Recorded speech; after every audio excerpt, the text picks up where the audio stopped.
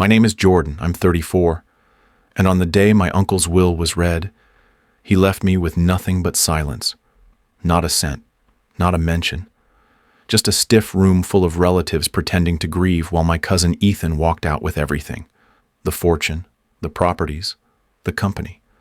The same Ethan who couldn't run a lemonade stand, let alone a legacy. But I didn't flinch, because what none of them knew was that I held something stronger than any inheritance. The truth. Hidden in an attic inside a dusty old notebook was a trail of secrets that could bring their empire to its knees. If they thought cutting me out would bury me, they clearly forgot who taught me how to dig. If you've ever watched someone steal what was meant for you and smiled anyway, keep listening, hit like, drop a comment, and subscribe if you're ready to see how I turned silence into justice. Let me take you back to where it all began. He once promised me that everything he built would one day be mine. But on the day of the will reading, in front of the entire family, he left me with only one thing: silence. The call came at 7 a.m., sharp and cold. My uncle had passed, the man who once swore I was the rightful heir, gone without a word. No farewell, no letter, just an invitation to a formal reading. Everyone showed up, the entire extended family dressed in grief that didn't reach their eyes. They weren't there for love. They were there for the money. The will was opened. Pages turned. My name? Nowhere. Not a single mention, not a single cent. No explanation. Nothing. But Ethan's name, my cousin's, echoed loud and clear. He was given everything. Hundreds of millions in assets. Control of the family business, all the real estate, the empire, Ethan. The same cousin who got expelled for cheating, who's never worked an honest day in his life. He walked up like he was accepting a Nobel Prize, shaking hands, grinning, cameras flashing all around him like he was some sort of icon. And me? I didn't shed a tear. I smiled, because I knew something Ethan didn't. My uncle never truly trusted him. He thought the inheritance was victory, but real legacy doesn't live in paper. It lives in truth. He stole everything that was never meant to be his. But I wasn't broken, and I promise you, this is far from over. If you were me, standing there with your name erased like it never mattered, what would you do next? Keep watching. Because the silence they gave me, I used it to sharpen something they never saw coming. The next morning, I tried to log in. My company email. Denied. The server kicked me out like I'd never existed. I thought it was a glitch. I tried again, and again. Then I saw the message. Access revoked. Contact admin. I swiped my badge at the building entrance. Red light. Again, red. The same office where I'd once stayed until midnight, drafting reports that saved us from lawsuits, was now locked to me. My name was scrubbed from the org chart, my files reassigned. My desk, cleared out by someone else's assistant. Not a single call, not a single explanation, just silence. As if I'd been deleted from the family's version of history, an error quietly corrected. And Ethan? He stood before cameras in a polished suit, unveiling the next chapter of Prescott legacy. Greenguard Capital, he called it, rooted in sustainability, guided by conscience. His voice didn't tremble, his smile didn't falter. He even mentioned our grandfather's values, words I knew he couldn't define without a press release. The media ate it up. Investors cheered. And I sat there, alone, on a second-hand couch in a rented apartment that still smelled like someone else's life, watching him take the future that was once whispered to be mine. My phone stayed silent. No messages, no texts, not even a courtesy check-in. It was as if I had been boxed up and shelved next to forgotten family photos. Dusty and irrelevant. They erased me so easily. But they forgot. I kept the ledger. And my memory? That's not so easy to delete. Up until this point, they thought I was out of the game. But tell me, have you ever seen what a cornered soul can do when all they have left is the truth? Don't blink. In the attic of my father's old beach house, long forgotten, salt-stained, and silent, I found the box. A plain wooden crate, tucked behind rusted filing cabinets and brittle tax records, marked only with my uncle's initials in fading ink. I almost missed it. Inside, beneath a layer of dust and brittle receipts, lay a leather-bound notebook, its spine worn smooth by time. The first few pages were harmless enough: equipment orders, operational costs, petty cash logs. But then, further in, dates, numbers, coded entries, industrial waste disposal, unregistered shipment, southern plant, wire transfers to nameless accounts in places my uncle used to call regulatory gray zones, and handwritten notes in his unmistakable script, short, cold, surgical. It wasn't just sloppy bookkeeping, it was a record of something far worse. I sat there, knees to my chest, flipping through 2 decades of cover-ups, and suddenly the silence made sense. The way he'd dismissed my questions as youthful ignorance. The way he'd deflected every time I asked about that factory down south. The one that shut down overnight with no explanation. The truth wasn't hidden. It had been buried. And Ethan? He knew. That bastard knew. He just used a shinier shovel and cleaner gloves. I scanned the worst pages and stared at my laptop screen, fingers trembling, not from fear, but purpose. Then I remembered Mariah. We'd met years ago at a fundraiser for flood victims, back when she was still a junior reporter. Now, she was one of the most feared investigative journalists in environmental circles. I sent her a message, no pleasantries, just scans, a subject line, "You're going to want this." She responded within an hour, "Call me, now." I wasn't confused, I wasn't delusional, and I damn sure wasn't dead. This wasn't about inheritance anymore. It wasn't about legacy or revenge. It was about truth, and making sure it exploded at exactly the right moment. Now that I had the evidence, I had to get inside, quietly. But tell me, would you dare walk back into the lion's den, just to light a fire they can't put out? I told them I was a freelancer, a branding consultant, freshly rebranded myself after some time off from corporate life. GreenGuard Capital was hiring part-time PR help for their next sustainability launch. Perfect. I knew just enough to sound credible and just little enough to seem harmless. They gave me a company email, temporary access to their marketing portal, and, foolishly, a shared drive labeled Logistics Archive. That was all I needed. Behind firewalls and folder trees, I found them: freight manifests, shipping invoices, waste transfer forms. Page after page of rerouted disposal trips to out-of-state dumps, facilities flagged years ago for illegal dumping. Towns with water contamination reports that matched the dates on these logs to the hour. It was a digital confession. They had no idea the ghost behind their firewall had a memory longer than the servers they backed up weekly. I copied everything, quietly, methodically. No one suspected a thing. While Ethan toasted with venture capitalists on rooftop terraces and held press junkets about ethical investing, I was inside his empire, downloading its rot piece by piece. Then came Phase 2. Mariah looped in a non-profit watchdog group, anonymous, aggressive, relentless. We gathered testimonies from residents in the towns affected. We pulled satellite imagery of the dumping zones.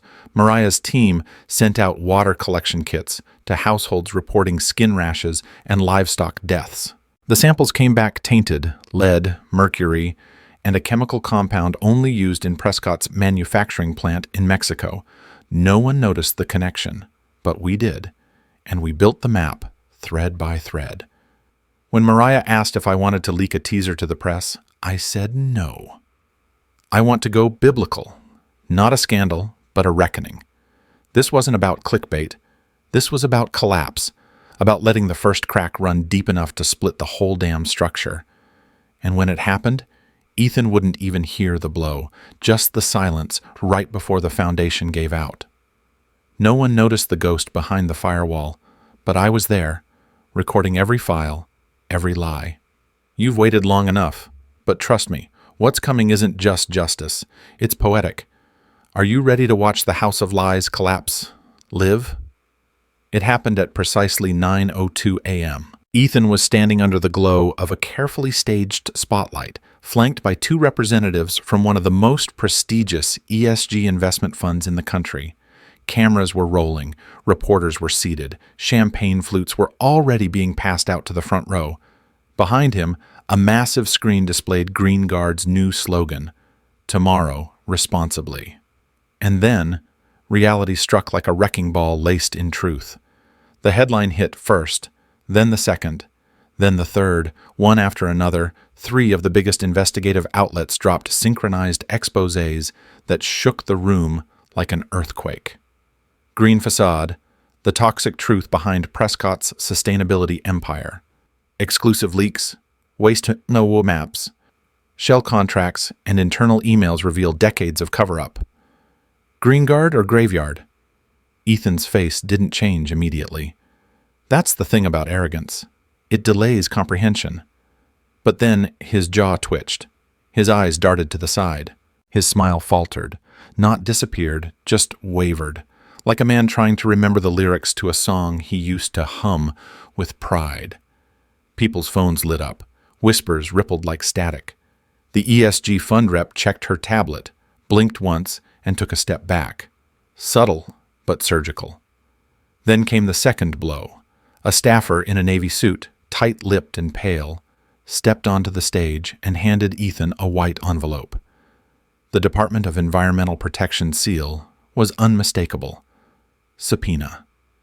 Ethan stared at it as if the paper might dissolve in his hands. Behind him, the screen glitched. The spotlight felt hotter. He didn't fall. He froze, like a man realizing the stage he built was a trap door. Cameras caught it all, his color draining, the sweat gathering just beneath his perfectly sculpted hairline, his mouth parting but no sound coming out. His voice, a weapon he'd always wielded so effortlessly, abandoned him in the moment he needed it most. And for the first time since this entire empire of lies was born, Ethan Prescott went silent. Most people would stop there, expose the villain, watch the empire burn, but I wasn't done. I needed something they'd see every day, and never forget. I didn't just want the truth to surface, I wanted it carved into stone. After the exposé and the subpoenas, while Ethan was busy holding damage control meetings behind tinted glass, I made a quiet purchase. A forgotten listing. An overlooked relic of his past triumph. The original headquarters of Prescott Holdings, the same building I had once been locked out of without warning. The same front lobby, where my badge had blinked red like a final insult. I bought it. Every brick, every beam, every echo of the arrogance that once walked its halls now belonged to me. And I didn't tear it down. No, I reimagined it, renovated the boardrooms into classrooms, replaced corner offices with open learning spaces, transformed the executive wing into a mentorship hub for young entrepreneurs, building businesses rooted in transparency and purpose. What was once a shrine to greed became a place of rebirth, an ethical enterprise academy dedicated to training the kind of leaders Ethan could never pretend to be. But the crown jewel? It stood just inside the front entrance. A polished brass plaque mounted at eye level on the marble wall where the Prescott family crest used to hang. It bore my name, Jordan Hale, and underneath, engraved with precision, "This building was once a lie. Now it teaches the truth." No security, no velvet rope. Anyone could walk in and read it, including Ethan. I knew he passed by every morning now, not as a titan, but as a man whose empire was crumbling in slow motion. One settlement, one closed plant, one shareholder revolt at a time. He looked at the doors sometimes. His stride faltered, just a beat. But he never entered. Not once. Because he knew this building no longer belonged to the legacy he stole. It belonged to the one he tried to erase. And now, every time he walks by, he has to face the one thing he can't spin, can't buy, and can't silence. Me. You'd think revenge would feel loud, but healing? Healing whispers. Stay with me, because what comes next is where I truly began again. I live in a small house now. Nothing grand, nothing gilded. Just a cottage perched gently on a slope overlooking the lake, the same lake where my father once taught me to float without fear. I remember how he said, "Don't fight the water. Trust it. It knows how to hold you." I think about that sometimes, when the mornings are quiet and the steam from my tea curls into the air like a secret being released. There's peace here. Not the kind you win with headlines or court orders, but the kind that seeps into your bones when the war inside you has gone quiet. My windows are always open. Birds come and go. The light hits the floor differently depending on the season, and I've learned to look forward to that change, like life's soft way of reminding me that not everything needs to be controlled. I start my days early, not because I have to, but because I want to. I boil water in a scratched-up kettle and brew loose-leaf tea that smells like citrus and memory. I sit by the back porch, wrapped in an old sweater, and sip in silence. Sometimes I journal. Sometimes I read. Sometimes I just listen to the creak of the wood, to the gentle rustle of wind through the birches, to my own breath settling into a rhythm that no longer feels like survival. I teach now, online lectures on business ethics, mostly. My students call me Professor Hale, though I always tell them Jordan is just fine. They come from all over, fresh-faced founders, disillusioned executives, activists trying to build better systems. I tell them the truth, about legacy, about power, about what it costs to walk away from corruption and what it gives back in return. I don't show them the documents or the headlines. I show them the scar, the one you carry when you choose to be loud about something no one wants to hear. In the evenings I write, a memoir maybe, or just pieces of it, stories that might one day find their way into someone else's quiet hour. The words come slowly, but honestly.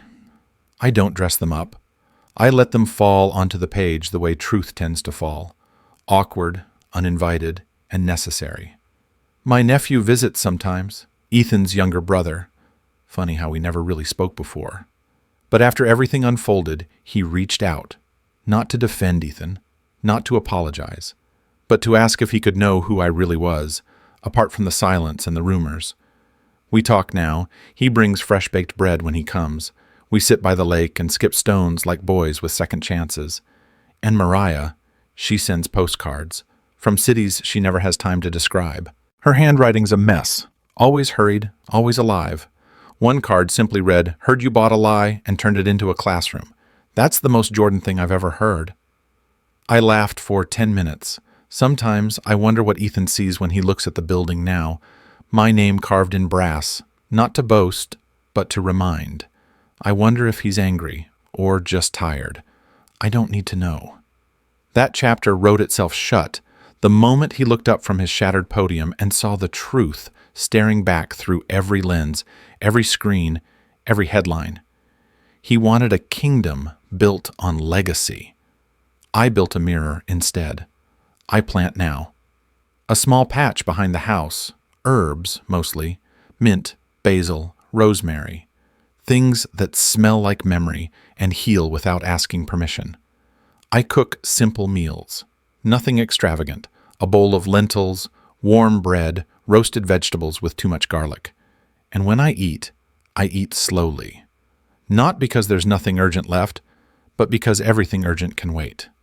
I still get offers, book deals, consulting gigs, interviews. Some want the dirt, others want the drama.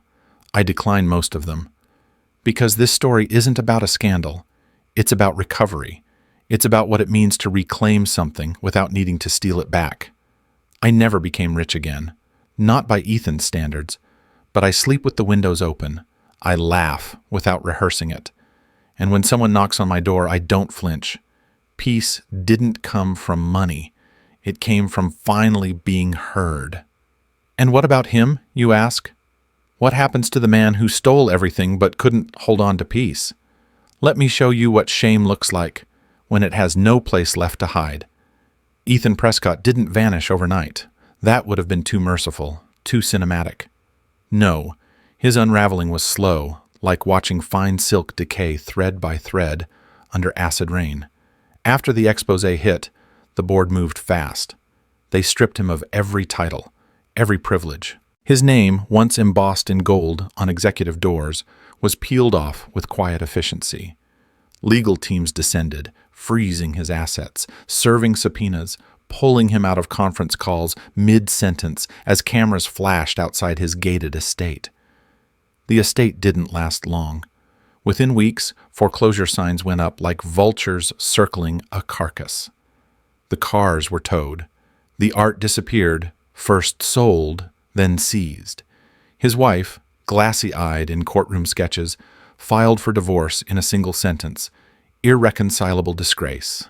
The papers speculated about infidelity, offshore accounts, whispered abuse. But none of that stuck the way truth did. What stuck was the image of a man who promised the world a cleaner future while burying toxins in someone else's backyard. Ethan moved into a rental unit on the wrong side of town, a third-floor walk-up with peeling paint, humming pipes, and blinds that refused to shut all the way. The kind of place where no one cared who you used to be, only if you paid rent on time and didn't blast the TV past midnight. He didn't decorate. He didn't bring anything with him. Just silence, and the echo of every door that had closed behind him. He stopped shaving. His once perfect hair, gelled and combed like armor, grew limp, rebellious. The navy suits were gone, replaced by hoodies that hung off him like apologies. He didn't log into LinkedIn anymore. Didn't attend the alumni galas. Didn't answer calls from the few friends who hadn't already ghosted him. And social media? Empty, like a party no one came to. The last photo on his feed was from the night before the launch, the night he thought he'd cement his legacy. He hadn't posted since. I didn't watch him. I didn't need to. People sent me updates like postcards from a falling kingdom. Someone spotted him in a laundromat, staring at a washer with a hole in his sock. Someone else saw him at a grocery store, counting coins at checkout while a teenager filmed him from behind a cereal shelf. No one intervened. No one helped. They just watched the empire bleed into the pavement. And still, the worst wasn't public. It was private. He stopped using the mirror in his bathroom, taped newspaper over it, said it was broken. But it wasn't. He just couldn't bear the reflection, the hollow version of himself looking back with nothing to sell, nothing to spin, nothing left but the stench of his own deception. Sometimes he walked, not far, just around the block, just enough to remember what air tasted like before it turned bitter. And once, only once, I saw him again. I had just finished a guest lecture at the Ethics Institute. The center stood proud, where the old Prescott headquarters used to loom, its glass walls transparent now, as if to say, "We've got nothing to hide." I was locking up when I saw him across the street, standing under a flickering street lamp like a ghost who hadn't realized he was dead. He didn't come closer, just stood there, eyes fixed on the plaque at the entrance, the one carved from reclaimed brass, lit gently from below, bearing my name and those 10 words. This building was once a lie. Now it teaches the truth. His eyes didn't move. His hands stayed in his pockets, but his mouth twitched, like he wanted to speak but had forgotten how. He looked smaller than I remembered, not in height but in presence, as if the air no longer made room for him, as if even gravity had decided he wasn't worth the effort. I didn't wave, didn't nod, didn't gloat. I simply turned off the lights, locked the door, and walked away. Not out of cruelty, but because there was nothing left to say. The silence between us was complete, and for once it was enough. They say karma is a circle, but I don't think it's that clean. Karma is messier, slower. It doesn't come with trumpets. It comes with hollow rooms, with birthdays no one remembers, with a voice that used to command rooms now ignored by voicemail prompts. I didn't have to haunt him. His shame did that for me. You've seen the fall, the wreckage, the silence.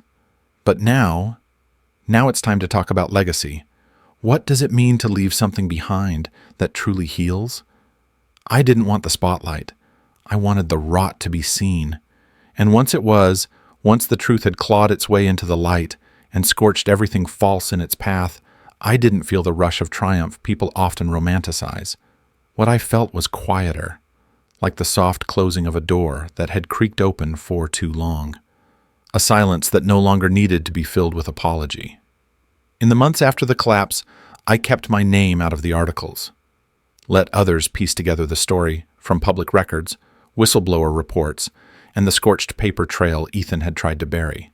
I never granted interviews. When a producer called asking for the rights to dramatize the saga for streaming, I hung up mid-sentence. That wasn't the story I wanted to leave behind. What I did leave behind was legacy unpoisoned. It started with a single grant, a small check mailed quietly to a neighborhood on the edge of a forgotten riverbank.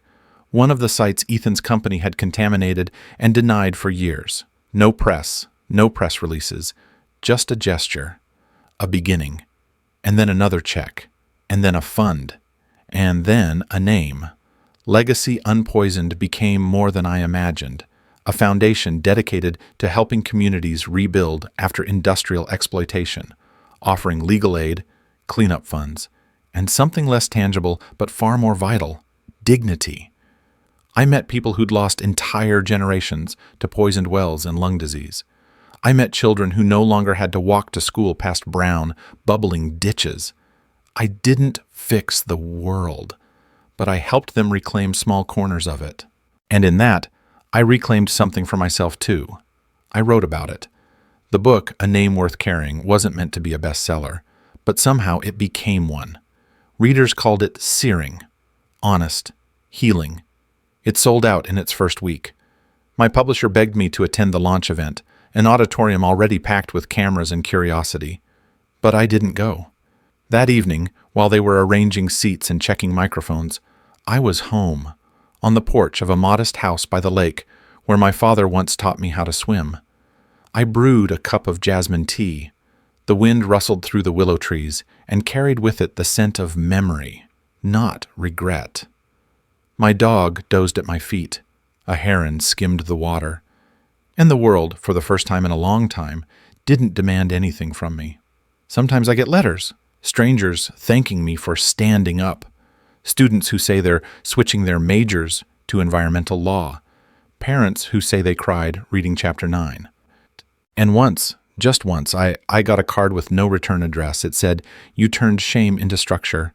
Thank you for reminding me that it's never too late to build something better." I never found out who sent it. I didn't need to. I didn't reclaim a fortune. I reclaimed the truth. And that, I learned, is the only legacy worth leaving. Not wealth, not buildings with your name etched in steel and pride, not bloodlines, but the quiet, firm evidence that you stood when it was hard, when it was lonely, when the world said, "Stay silent," and you said, "No." Forgiveness doesn't mean inheritance. It means refusing to let the past dictate the purity of your future. It means sitting in peace, not because you won the war, but because you ended it on your own terms. And sometimes legacy is just this: a teacup warming your palms, the breeze threading through the trees, and the knowledge that the ground beneath you is clean again, because you dared to make it so. If this story stirred something in you, if it reminded you that truth has a way of finding its voice, drop a comment below. I'd love to hear your thoughts. And if you want more stories like this, don't forget to like, subscribe, and stay with us for the next voice that refuses to be silenced.